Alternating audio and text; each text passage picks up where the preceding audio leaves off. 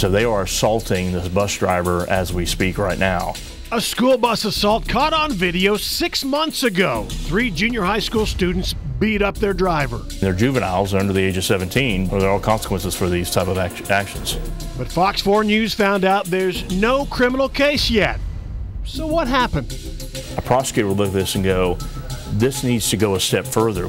The news leader, broadcasting for all North Texas. Fox 4 News starts now. That school bus attack is a story you will see only on Fox 4. Good evening. I'm Clarice Tinsley. I'm Steve Eager. It's 9 o'clock. This video of a bus driver being punched and eventually kicked is disturbing enough, but also concerning. Fox 4 News has learned there was never a criminal investigation into this attack, which happened in February. Well, that seems to have changed after Fox 4's James Rose started asking questions late today. James in now with the exclusive details. Well, Steve and Clarice, the bus is owned and operated by Dallas County Schools, a transportation organization which provides buses and drivers for many area school districts. This video is from cameras on board the bus and was leaked to us by a source who was upset that there was no criminal investigation into the attack of an elderly bus driver by young teens.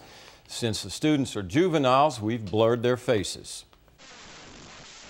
February 12th, a bus driver for Dallas County Schools is on his route carrying Richardson Independent School District students to Forest Meadow Junior High School in Lake Highlands. At one point, the bus driver pulls over after one of the students throws a Dr. Pepper bottle towards the bus driver, hitting the windshield. Then the driver stops the bus. He gets up and stands in the aisle. There's no clear audio, but words are exchanged between the driver and some of the students. The audio and video is from an onboard camera, and it's distorted, so we can't hear exactly what's being said. The driver picks up his two-way radio and appears to be alerting a dispatcher or a supervisor about what's going on. Seconds later, several students head toward the driver. The driver and one student exchange pushes, then that student starts throwing punches, and so does some other students. In the melee, the driver swings once and misses, and as he's falling back out the bus doors, several students continue the attack, knocking and punching him through the doors of the bus and onto the ground. Other students get off the bus, jockeying for position to try and get a good view of the violent attack. The concerned citizen who brought this to our attention wondered why there was no criminal investigation. I was disturbed. I was shocked that we now have videos of middle schoolers that are attacking bus drivers as they're driving down the road, throwing things. Criminal defense attorney, reserve sheriff deputy, and former prosecutor Pete Schulte does not represent anyone in this case, but saw the video and offered his opinion.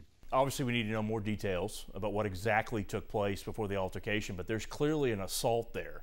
Richardson ISD says 3 students were suspended after they learned of the attack, but since the driver is an employee of the transportation company and not the district, Richardson ISD is not responsible for initiating a criminal investigation.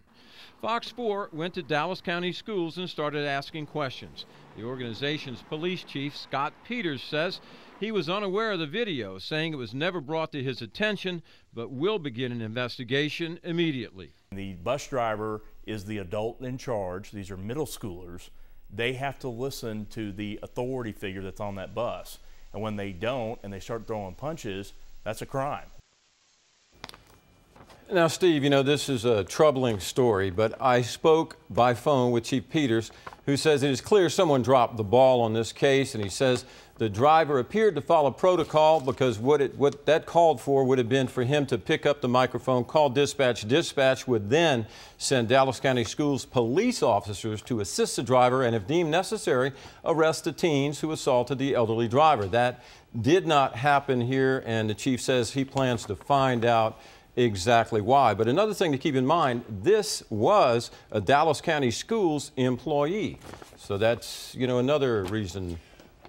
Talking about this, they have buses. I don't know that this one did, but assuming Dallas County put a lot of these into effect, there's like an alert button they call. You can hear audio. They record this stuff. So what's the point? Well, you know, these buses have some of the most sophisticated monitoring equipment on buses and fleets anywhere in America. So, You know, that's one of the biggest problems that everybody's trying to understand is how could something like this have happened and no one know about it? The tape's not reviewed generally? Well, you can't review all the tapes, but if you have a complaint and a bus number and a driver, you know what bus and driver to go to review the tape. Okay. And the chief tells me the first time he heard about this was when I contacted his department earlier today, you know, which was closed. They're gearing up for school, but they were able to reach out to him, get him, and I did speak with him on the phone.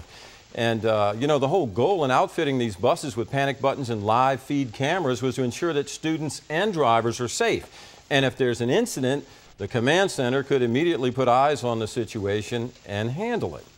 All right, James, I have a feeling you'll be doing this over the weekend, next week. It'll be a story. All right, James Rose, thanks.